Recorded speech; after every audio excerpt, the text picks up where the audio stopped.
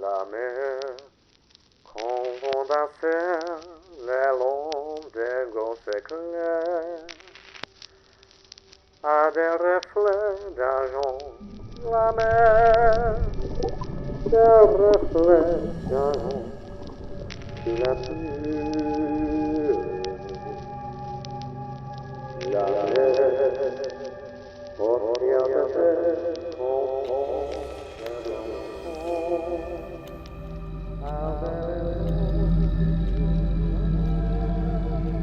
The Call of Cthulhu by H P Lovecraft. Of such great powers or beings there may be conceivably a survival of a hugely remote period when consciousness was manifested perhaps in shapes and forms long since withdrawn before the tide of advancing humanity. Forms of which poetry and legend alone have caught a flying memory and called them gods, monsters, mythical beings of all sorts and kinds. Algernon Blackwood.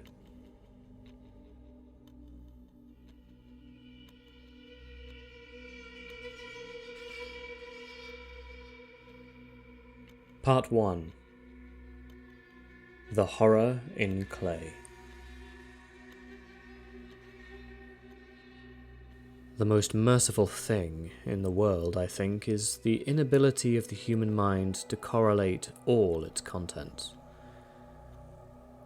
We live on a placid island of ignorance in the midst of black seas of infinity, and it was not meant that we should voyage far. The sciences, each straining in its own direction, have hitherto harmed us little, but some day the piecing together of dissociated knowledge will open up such terrifying vistas of reality and of our frightful position therein, that we shall either go mad from the revelation or flee from the deadly light into the peace and safety of a new dark age. Theosophists have guessed at the awesome grandeur of the cosmic cycle wherein our world and the human race form transient incidents. They have hinted at strange survivals in terms which would freeze the blood, if not masked by a bland optimism. But it is not from them that there came the single glimpse of forbidden eons which chills me when I think of it, and maddens me when I dream of it. That glimpse, like all dread glimpses of truth, flashed out from an accidental piecing together of separated things. In this case, an old newspaper item and the notes of a dead professor. I hope that no one else will accomplish this piecing out. Certainly, if I live, I shall never knowingly supply a link in so hideous a chain. I think that the professor, too, intended to keep silent regarding the part he knew, and that he would have destroyed his notes had not death seized him.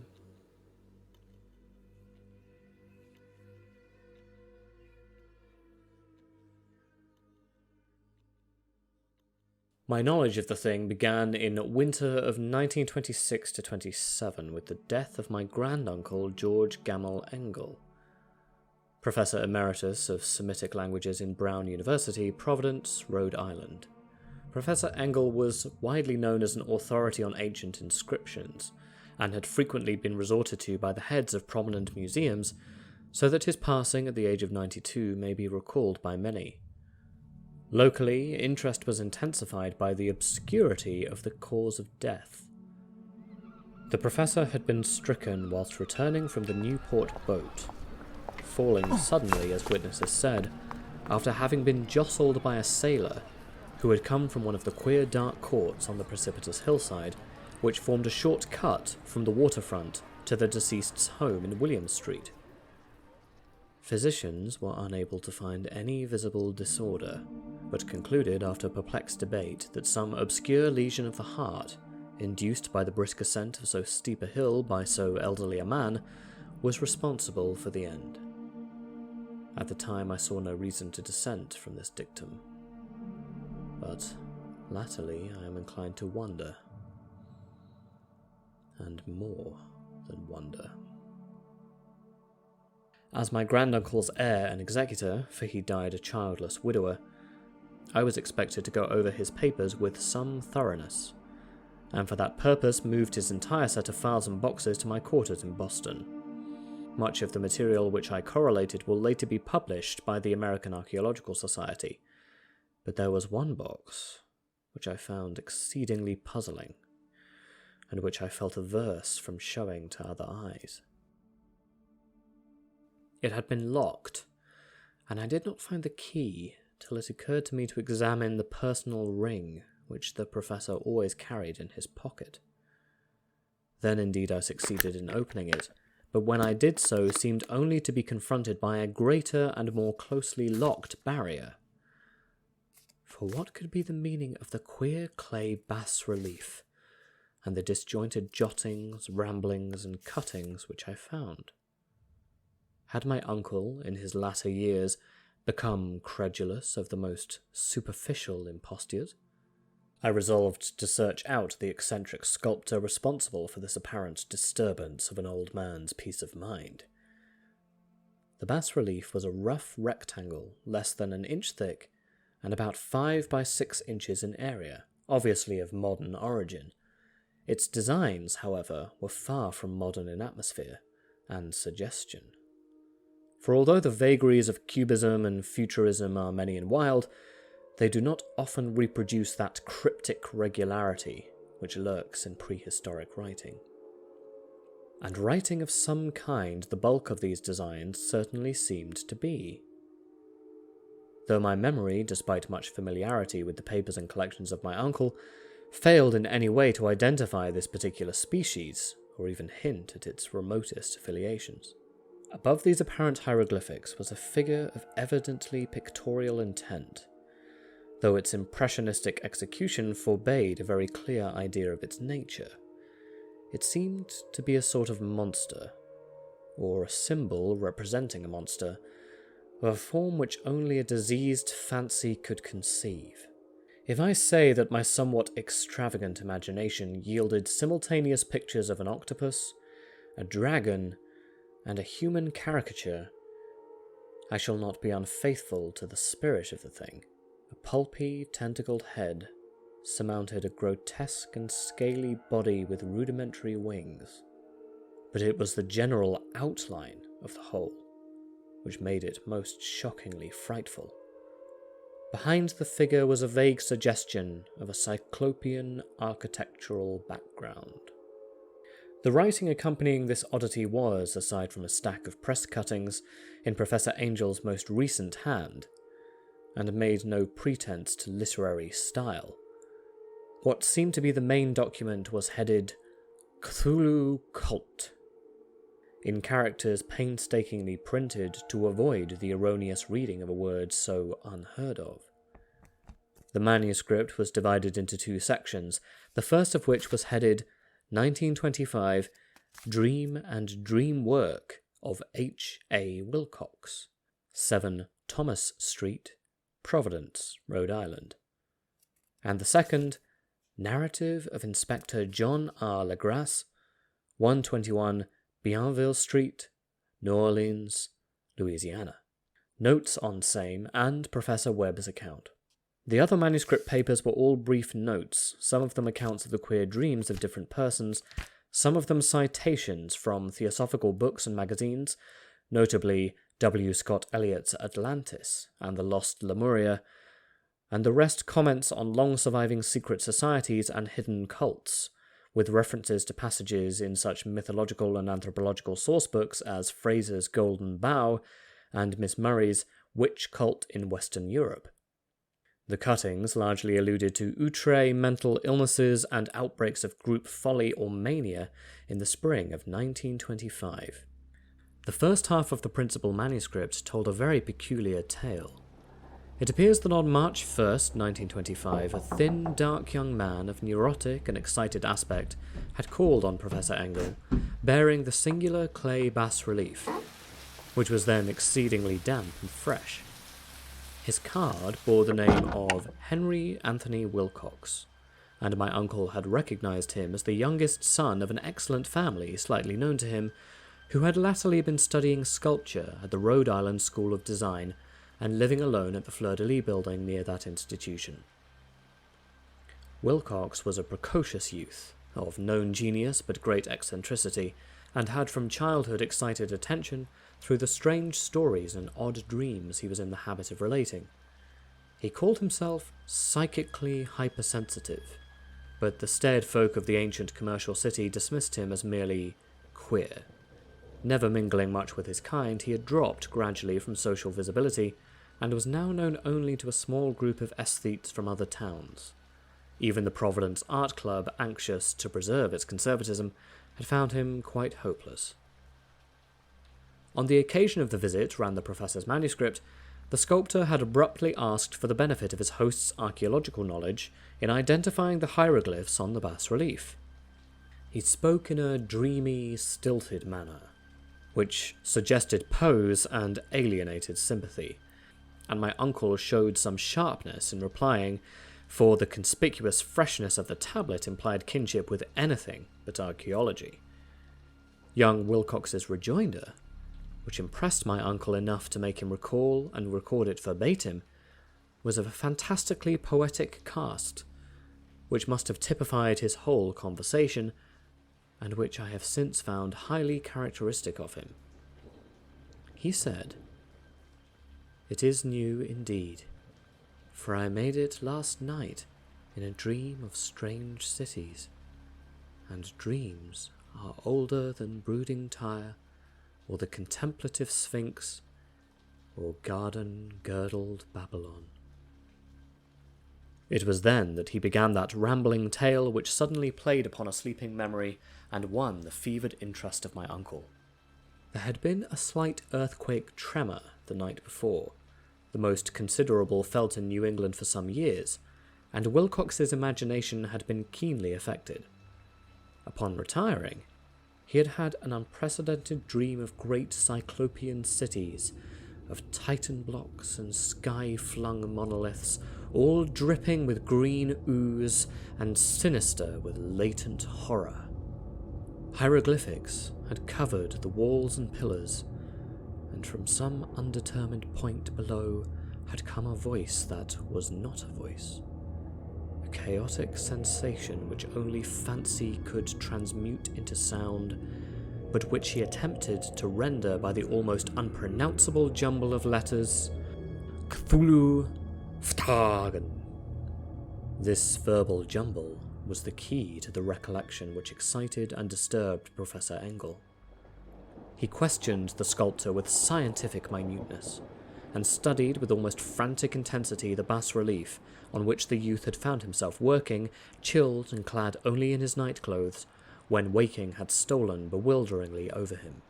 My uncle blamed his old age, Wilcox afterwards said, for his slowness in recognizing both hieroglyphics and pictorial design. Many of his questions seemed highly out of place to his visitor, especially those which tried to connect the latter with strange cults or societies, and Wilcox could not understand the repeated promises of silence which he was offered in exchange for admission of membership in some widespread mystical or paganly religious body. When Professor Engel became convinced that the sculptor was indeed ignorant of any cult or system of cryptic lore, he besieged his visitor with demands for future reports of dreams. This bore regular fruit, for after the first interview the manuscript records daily calls of the young man, during which he related startling fragments of nocturnal imagery, whose burden was always some terrible cyclopean vista of dark and dripping stone, with a subterrene voice or intelligence shouting monotonously in enigmatical sense impacts uninscribable save as gibberish. The two sounds most frequently repeated are those rendered by the letters Cthulhu and Rilya. On the 23rd of March, the manuscript continued, Wilcox failed to appear, and inquiries at his quarters revealed that he had been stricken with some obscure fever and taken to the home of his family in Waterman Street. He had cried out in the night, arousing several other artists in the building, and had manifested since then only alternations of unconsciousness and delirium. My uncle at once telephoned the family, and from that time forward kept close watch of the case, calling often at the Thayer Street office of Dr. Toby, whom he learned to be in charge. The youth's febrile mind apparently was dwelling on strange things, and the doctor shuddered now and then as he spoke of them. They included not only a repetition of what he had formerly dreamed, but touched wildly on a gigantic thing, miles high, which walked or lumbered about. He had no time fully described this object, but occasional frantic words, as repeated by Dr. Toby, convinced the professor that it must be identical with the nameless monstrosity he had sought to depict in his dream sculpture. Reference to this object, the doctor added, was invariably a prelude to the young man's subsidence into lethargy. His temperature, oddly enough, was not greatly above normal, but his whole condition was otherwise such as to suggest true fever rather than mental disorder. On the 2nd of April at about 3 p.m, every trace of Wilcox's malady suddenly ceased. He sat upright in bed, astonished to find himself at home, and completely ignorant of what had happened in dream or reality since the night of March 22nd. Pronounced well by his physician, he returned to his quarters in 3 days, but to Professor Engel, he was of no further assistance. All traces of strange dreaming had vanished with his recovery, and my uncle kept no record of his night thoughts after a week of pointless and irrelevant accounts of thoroughly usual visions. Here the first part of the manuscript ended, but references to certain of the scattered notes gave me much material for thought. So much, in fact, that only the ingrained skepticism then forming my philosophy can account for my continued distrust of the artist. The notes in question were those descriptive of the dreams of various persons covering the same period as that in which young Wilcox had his strange visitations. My uncle, it seemed, had quickly instituted a prodigiously far-flung body of inquiries amongst nearly all the friends whom he could question without impertinence, asking for nightly reports of their dreams, and the dates of any notable visions for some time past. The reception of his request seems to have been varied, but he must, at the very least, have received more responses than any ordinary man could have handled without a secretary. His original correspondence was not preserved, but his notes formed a thorough and really significant digest. Average people in society and business, New England's traditional salt of the earth, gave an almost completely negative result, though scattered cases of uneasy but formless nocturnal impressions appear here and there, always between March 23rd and April 2nd, the period of young Wilcox's delirium. Scientific men were little more affected, though 4 cases of vague description suggest fugitive glimpses of strange landscapes, and in one case there is mentioned a dread of something abnormal. It was from the artists and poets that the pertinent answers came, and I know that panic would have broken loose had they been able to compare notes. As it was, lacking their original letters, I half suspected the compiler of having asked leading questions, or of having edited the correspondence in corroboration with what he had latently resolved to see. That is why I continued to feel that Wilcox, somehow cognizant of the old data which my uncle had possessed, had been imposing on the veteran scientist. These responses from aesthetes told a disturbing tale. From February 28th to April 2nd, a large proportion of them had dreamed very bizarre things, the intensity of the dreams being immeasurably the stronger during the period of the sculptor's delirium. Over a fourth of those who reported anything reported scenes and half-sounds not unlike those which Wilcox had described, and some of the dreamers confessed acute fear of the gigantic, nameless thing, visible towards the last. One case, which the note describes with emphasis, was very sad.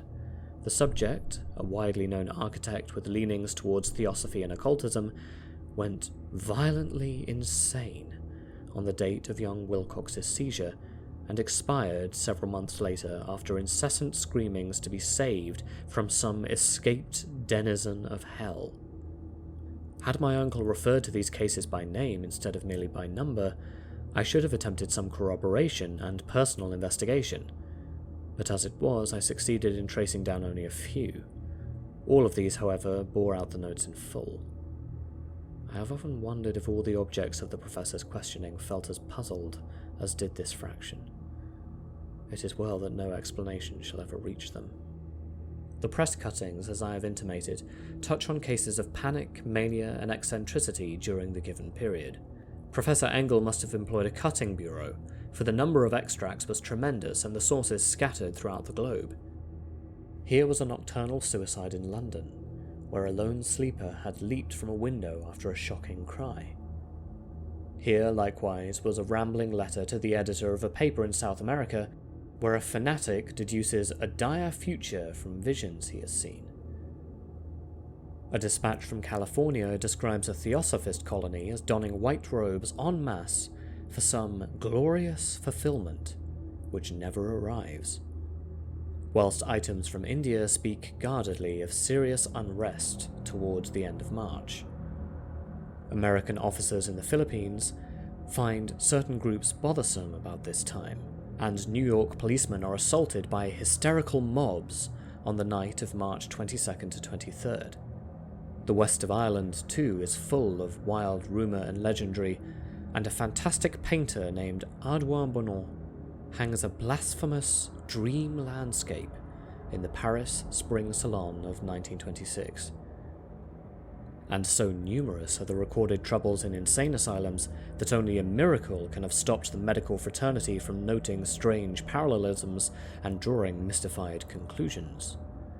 A weird bunch of cuttings, all told, and I can at this date scarcely envisage the callous rationalism with which I set them aside. But I was then convinced that young Wilcox had known of the older matters mentioned by the professor.